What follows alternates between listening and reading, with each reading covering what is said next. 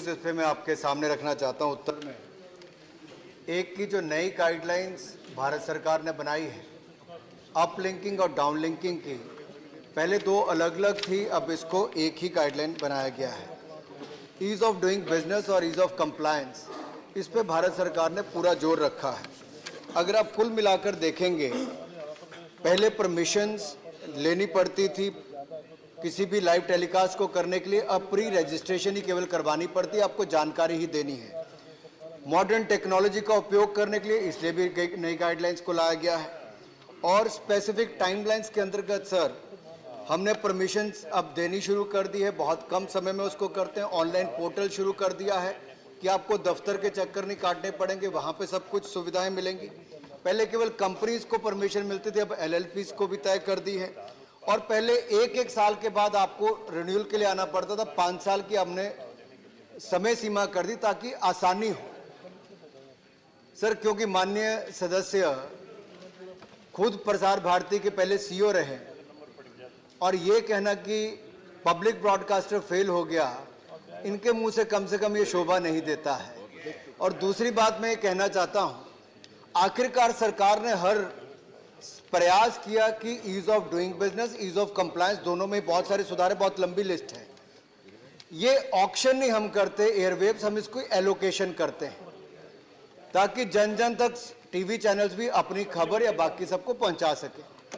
बदले में सर अगर सरकार ने इतना कहा कि आप 30 मिनट के लिए जनहित और राष्ट्रहित के मुद्दों को बताइए, तो मुझे लगता है ऐसे तो बहुत सारे प्रोग्राम पहले भी सारे ही अधिकतर टीवी चैनल्स करते हैं और ये ट्राई की गाइडलाइंस में इसको पब्लिक यूज के लिए इस्तेमाल करना चाहिए जो एयरवेव्स को है। और अगर इसका ऑक्शन की बजाय एलोकेशन किया जाता है और जनहित के लिए अवेयरनेस के लिए कहा जाता है, तो मुझे तो खुशी इस बात की होती है अगर माननीय सांसद ये कहते कि इस सरकार ने कदम उठाया कि अब सारे ब्रॉडकास्टर जितने भी हैं वो 30 मिनट के लिए जनहित के मुद्दों को संचारित करेंगे, और बहुत सारे करते भी हैं। रेडियो पर तो 1-1 घंटे का होता है सर। हमने 4 मीटिंग्स तो अपनी अलग से की है, चाहे IBDF हो, NBDA हो या बाकी प्राइवेट चैनल, तो सबके साथ बहुत अच्छी मीटिंग्स हुई है और जनहित में ही इस निर्णय को लिया गया है। धन्यवाद। सेकंड सप्लीमेंट्री माननीय जवाहर सरकार जी। I did not say that Prasar Bharati has failed. I had asked the Honorable Minister whether he finds Prasar Bharati lacking. I have asked 3 questions and none of the replies have been given. Please put your second question. Sir, my second question is that A was why did you issue it? Now you go and tell me what has been done. Please question. I had asked whether Ramayana and Mahabharata would fit in public service broadcasting and whether this public service broadcasting can be adjusted or fresh programs need to be done. None of these have been replied to, sir. Thank you. This list is not exhaustive. Other issues of national importance and social relevance can be added to that. It is very open and clear, and we are not restricting the TV channels to do it to up to on those 7-8 channels. They can look at other issues of national importance and social relevance. उसमें तो कहीं कोई बंदिश ही नहीं है. We have left it very open. और इसमें कोई बंदिश नहीं है सर, ये कोई वॉलंटरी करना है सब कुछ. इसमें कोई ऐसी कोई सख्ती नहीं कि आपको ये करना ही करना है. 30 मिनट के लिए अगर देश के हित में पहले भी बहुत सारे इश्यूज दिखाए जाते हैं, उसमें से 7-8 बताए गए, बाकी ओपन रखा गया है. इसमें तो कोई, मुझे लगता है इसका तो जितना स्वागत किया जाए उतना कम है. तो जनता के हित के विषय हमने उठाए हैं, और जब अब चुने हुए प्रतिनिधि अगर जनता के हित के विषय को कहेंगे कि नहीं करें या क्यों करें, रामायण महाभारत की यहाँ पे कहीं बात नहीं की. नेशनल इंपॉर्टेंस के कोई भी विषय होगा जो चैनल्स को लगता है उसको स्वागत योग्य है. Thank you. माननीय राकेश सिन्हा. माननीय राकेश सिन्हा. पूरे दिन रामायण महाभारत ही दिखाओ. सभापति महोदय, मैं आपके माध्यम से मंत्री जी से जानना चाहता हूं कि सूचना प्रसारण मंत्रालय के अंतर्गत प्रकाशन विभाग है जिसमें अनेक पत्रिकाओं का प्रकाशन होता है, जैसे आजकल है, कुरुक्षेत्र है, योजना है. इन पत्रिकाओं का रुख और प्रवृत्ति और जो उसका कंटेंट 1950-60 की दशक की तरह ही चल रहा है. उसे संदर्भ अनुकूल और जुगानुकूल और नई पीढ़ी के अनुकूल बनाने के लिए क्या कोई प्रयास हो रहा है? Thank you. इसको सुझाव के रूप में लेता हूं. धन्यवाद. माननीय MM अब्दुल्ला जी. माननीय MM Abdullah. Honourable MM Abdullah.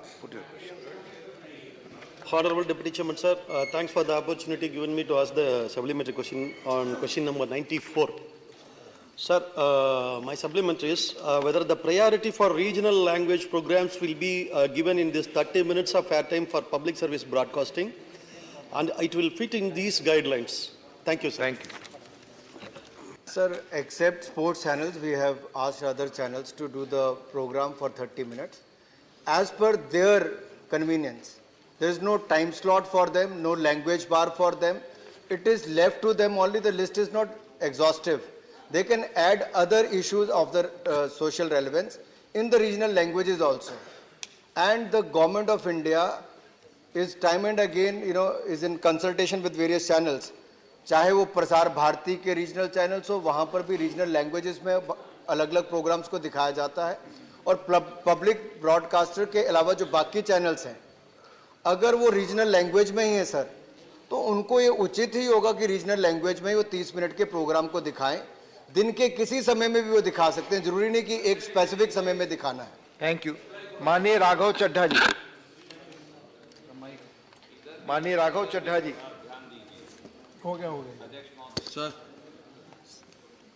Sir आप खुद एक अन्य सदस्यगण कृपया ध्यान रखें कि आपकी पार्टी के अगर किसी मेंबर को पहले मौका मिल चुका है तो चेयर के पास बड़ा सीमित मौका होता है. एक ही पार्टी और एक ही समूह को अगर बार बार हम एक सवाल पे मौका दे तो चेयर का बंधन और सीमा आप समझते हैं. इसलिए प्लीज जैसा चेयरमैन साहब ने कहा है अपने नाम भेज दें और उस प्रक्रिया का पालन यहाँ होता है जिसके तहत आपको मौका मिलता है.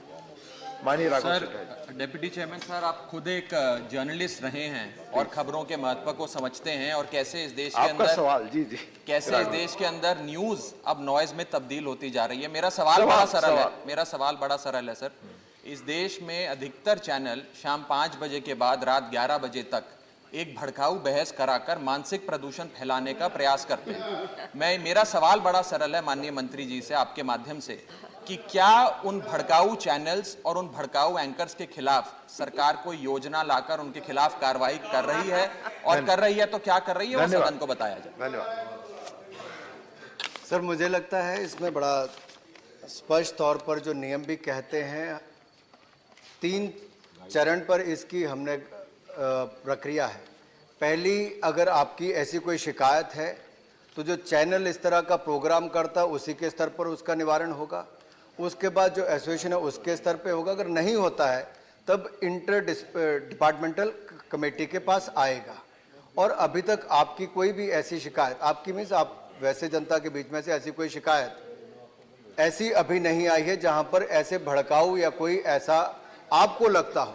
अगर आपके पास ऐसी किसी चैनल के प्रति कोई शिकायत है तो मैं चाहूंगा कि माननीय सांसद हमें निश्चित तौर पर लिख कर दें, और नियम के अनुसार जो कार्रवाई होगी, 3 टियर सिस्टम है, उसमें पहले चरण पर ही उसका निवारण हो जाएगा. अगर नहीं होता, अगर तीसरे पर भी आती तो डिपार्टमेंट वहां पर कहीं पीछे नहीं रहने वाला है. हम ऐसी शिकायतों पर अवश्य देखेंगे क्या कार्रवाई की जा सकती है, लेकिन इसकी सर 3 टियर सिस्टम है जिसमें चैनल के स्तर पर सबसे पहले निपटा जाता है. धन्यवाद. वीके न्यूज, राष्ट्र के नाम.